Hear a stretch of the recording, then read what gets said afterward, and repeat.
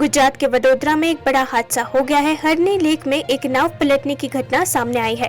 हादसे में 13 बच्चों की मौत हो गई, साथ ही 2 शिक्षकों के भी डूबने की खबर है। वहीं नाव में सवार 1 दर्जन बच्चों को बचा लिया गया है, जहां उन्हें हॉस्पिटल भेजा गया है।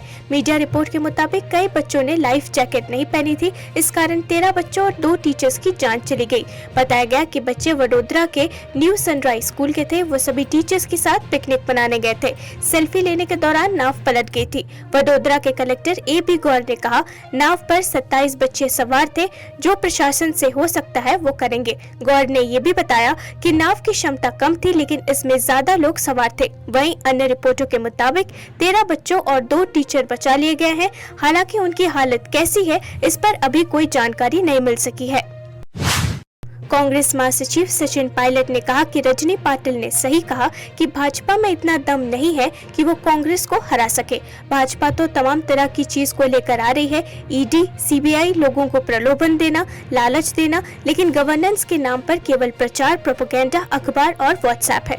जो उम्मीद लोगों को थी वो धराशायी हो चुकी है। पायलट ने कहा कि मैंने सुझाव दिया है कि नौजवान लोगों को मौका मिलना चाहिए, लेकिन जो जीतने वाला उम्मीदवार है उसे मौका देना होगा। सब जानते हैं कि कांग्रेस पिछले 2 लोकसभा चुनाव में सफलता प्राप्त नहीं कर पाई है, लेकिन इन चुनाव में हमारा वोट प्रतिशत अच्छा रहा है।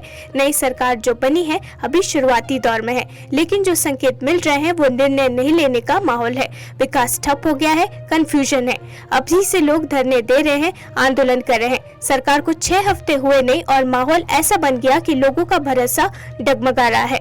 नई सरकार जो भाजपा की बनी है, हालांकि बहुत शुरुआती दौर है, अभी कहना जल्दबाजी होगी, लेकिन जो संकेत मिल रहे हैं, जो इंडिसीजन का माहौल है, जो विकास काम ठप पड़े हैं, पीडी अकाउंट बंद कर दिए, विकास को डेवलपमेंट करा नहीं पा रहे हैं, कंफ्यूजन है, लगातार लोग धरने दे रहे हैं, आंदोलन कर रहे हैं। अभी से सरकार को बने 6 हफ्ते हुए नहीं हैं और माहौल ऐसे निर्मित हो गए हैं कि लोगों का विश्वास जो है डगमगा रहा है। इसलिए मुझे लगता है कि राजस्थान के अंदर अगर हम कोऑर्डिनेटेड कैंपेन हम बहुत जल्द चालू करने वाले हैं, सब नेता दौरे करेंगे, ऑब्जर्वर जिलों में जाएंगे, एक अच्छी रणनीति, एक अच्छा नेशनल मैनिफेस्टो और 10 साल की भाजपा का जो लगातार कार्यकाल में वादे करते आए, आज किसी भी काम में वो सक्सेसफुल नहीं हुए। और मोदी जी और बीजेपी का 10 साल का जो रिपोर्ट कार्ड है, कोई मापदंड उठा के देख लीजिए आप, हंगर इंडेक्स, कुपोषण का हो, रोजगार का हो, नौकरी का हो, महंगाई का हो, उद्योग का हो, निवेश का हो, हर जगह वादा खिलाफी हुई है, जनता के साथ धोखा दिया है।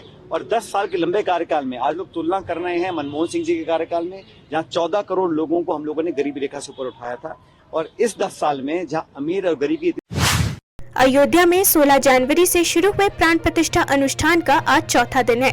22 जनवरी को रामलला की प्राण प्रतिष्ठा की जाएगी। गुरुवार को रामलला की मूर्ति को गर्भगृह में बने आसन पर रख दिया गया। कारीगरों ने मूर्ति को आसन पर खड़ा किया। इस प्रोसेस में 4 घंटे लगे। बताया गया कि अब मूर्ति को गंधवास के लिए सुगंधित जल में रखा जाएगा, फिर अनाज, फल और घी में भी रखा जाएगा। अयोध्या श्री राम मंदिर का प्राण प्रतिष्ठा का कार्यक्रम जोरों पर है। इस दौरान कई सारे लोग अयोध्या पहुंच चुके हैं, साथ ही वहां के कार्यों में अपना योगदान देते हुए नजर आ रहे हैं। हाल ही में यूपी के मुख्यमंत्री योगी आदित्यनाथ ने अयोध्या पहुंचकर तैयारियों का जायजा लिया, साथ ही वहां जगत गुरु से मुलाकात भी की।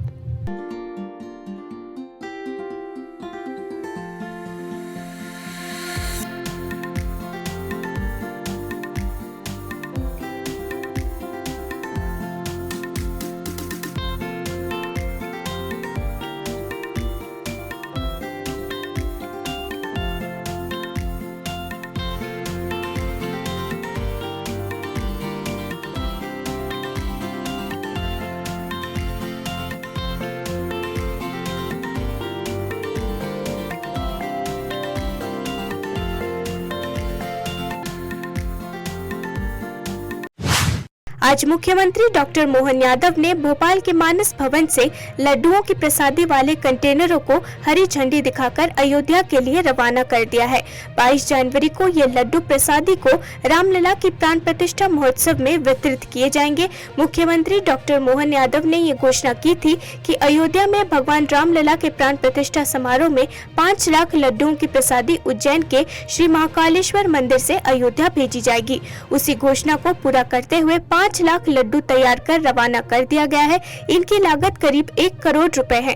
उज्जैन के श्री महाकालेश्वर मंदिर प्रबंध समिति के प्रशासक संदीप सोनी ने बताया कि लड्डू प्रसादी को 6 दिनों में 250 कर्मचारियों ने बनाकर तैयार करके पैकेटों में पैक किया है।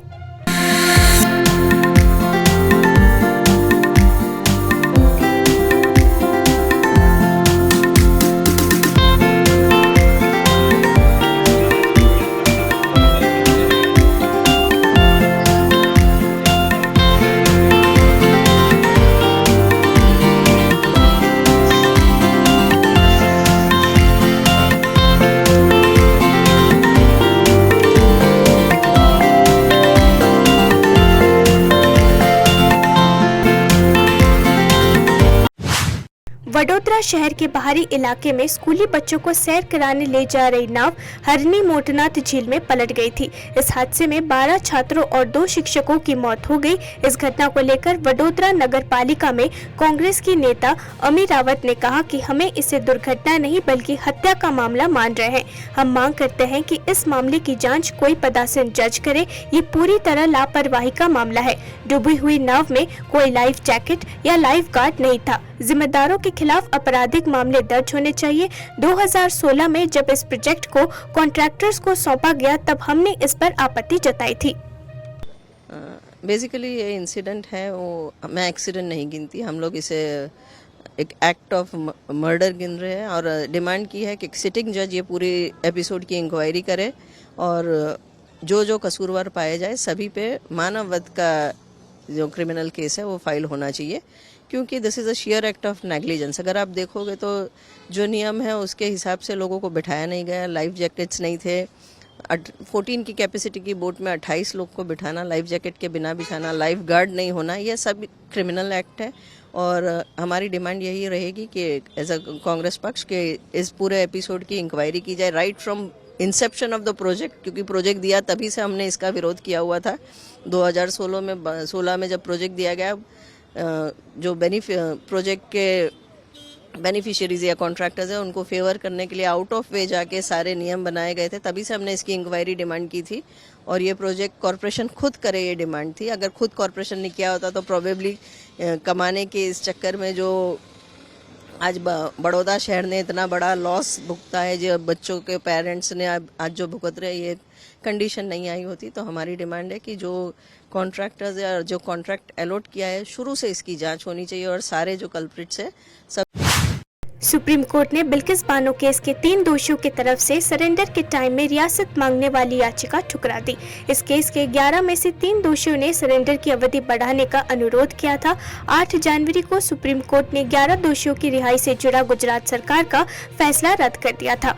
कोर्ट ने सभी को 2 सप्ताह में समर्पण करने को कहा था। इस हिसाब से उन्हें 21 जनवरी को सरेंडर कर वापस जेल जाना है। इन दोषियों में से 3 ने निजी कारणों का हवाला देते हुए 4 से 6 सप्ताह का अतिरिक्त समय मांगा था, जिसे सुप्रीम कोर्ट ने ठुकरा दिया। उनकी याचिका को खारिज करते हुए शीर्ष अदालत ने कहा कि दोषियों ने आत्मसमर्पण की तारीख टालने के लिए जिन कारणों का हवाला दिया है उनमें कोई दम नहीं है। कांग्रेस नेता राहुल गांधी की लोकसभा सदस्यता बहाली के खिलाफ सुप्रीम कोर्ट में एक याचिका दायर की गई थी, जिसे खारिज कर दिया गया है। मोदी सरनेम को लेकर की गई विवादित टिप्पणी मामले में राहुल गांधी को सूरत की एक अदालत ने दोषी पाया था, जिसके चलते उनकी सदस्यता चली गई थी। हालांकि सुप्रीम कोर्ट ने पिछले साल अगस्त में निचली अदालत के फैसले पर रोक लगाया, जिससे राहुल गांधी की सदस्यता फिर से बहाल हो गई। सुप्रीम कोर्ट ने न सिर्फ सदस्यता बहाली के खिलाफ याचिका को खारिज किया, बल्कि याचिकाकर्ता पर हर्जाना भी लगाया है।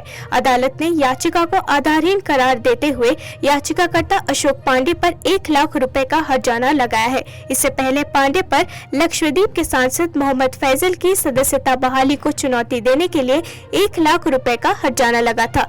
पांडे का कहना है कि जब तक कोई ऊपर की अदालत में निर्दोष साबित न हो जाए, तब तक उसे सदन में वापस नहीं लिया जाना चाहिए। आज से आगामी 26 जनवरी तक सुबह के 10:20 से लेकर दोपहर के 12:45 तक दिल्ली एयरपोर्ट पर न कोई फ्लाइट लैंड करेगी और न ही यहां से कोई फ्लाइट का टेक ऑफ होगा। दरअसल ये आदेश केंद्र सरकार द्वारा जारी किया गया है। बता दें कि देश अगले सप्ताह 75वां गणतंत्र दिवस मनाएगा। इस बार गणतंत्र दिवस पर फ्रांस के राष्ट्रपति इमैनुअल मैक्रोन मुख्य अतिथि होंगे। ये छठी बार होगा जब कोई फ्रांस के नेता गणतंत्र दिवस परेड में सम्मानित अतिथि होंगे। पहली बार सीमा सुरक्षा बल की सभी महिला मार्चिंग और ब्रास बैंड टुकड़ियों इस वर्ष की गणतंत्र दिवस परेड में कर्तव्य पथ पर भाग लेंगी। एक सहायक कमांडेंट रैंक की महिला अधिकारी और 2 अधीनस्थ अधिकारी 26 जनवरी को कर्तव्य पथ पर मार्च करते हुए कुल 144 महिला बीएसएफ कांस्टेबलों का नेतृत्व करेंगे। बिहार के आरा के रहने वाले एक युवा इंजीनियर ने पानी के ऊपर तैरता हुआ अनोखा घर बनाकर पूरी दुनिया के लिए एक मिसाल पेश कर दिया है। ये घर जलवायु परिवर्तन के हिसाब से बनाया गया है। ये फ्लोटिंग हाउस आरा मुख्यालय से महज 15 किलोमीटर दूर महुली गंगा नदी के ऊपर निर्मल धारा में बहता हुआ दिखाई दे रहा है। इस घर को इंजीनियर प्रशांत कुमार और उनकी टीम ने बनाया है। इसका मकसद इको टूरिज्म को बढ़ावा देना है। इंजीनियर प्रशांत कुमार की माने तो तकरीबन 6 लाख की लागत से इस घर का निर्माण किया गया है, जिसमें गाय के गोबर से बने ईंट, फूस, मिट्टी, चूना और बांस के बल्ले जैसे कई प्राकृतिक सामग्रियों का इस्तेमाल किया गया है, जबकि घर के अंदर का फ्रेम लोहे से बनाया गया है।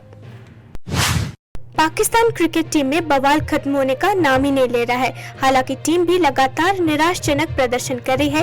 न्यूजीलैंड दौरे पर गई पाकिस्तान टीम 5 मैचों की T20 सीरीज में 0-3 से पीछे है। अब खबर आई है कि टीम के 3 विदेशी कोच ने अपने पद से इस्तीफा दे दिया है। पाकिस्तान क्रिकेट बोर्ड ने भी इसकी पुष्टि कर दी है। पाकिस्तान टीम के विदेशी coach Mickey Arthur, Grant Bradburn, Andrew Puttick ने राष्ट्रीय टीम और बोर्ड के साथ अपने अपने पदों से इस्तीफा दे दिया है। इससे पहले 2023 वनडे वर्ल्ड कप के तुरंत बाद बॉलिंग कोच मॉर्ने मोर्केल ने इस्तीफा दे दिया था। गौरतलब है कि 2023 वनडे वर्ल्ड कप में पाकिस्तान क्रिकेट टीम के खराब प्रदर्शन के बाद बोर्ड से लेकर मैनेजमेंट तक हर किसी की काफी आलोचना हुई थी। इसके बाद से ही पाकिस्तान टीम में बदलाव का दौर शुरू हो गया था।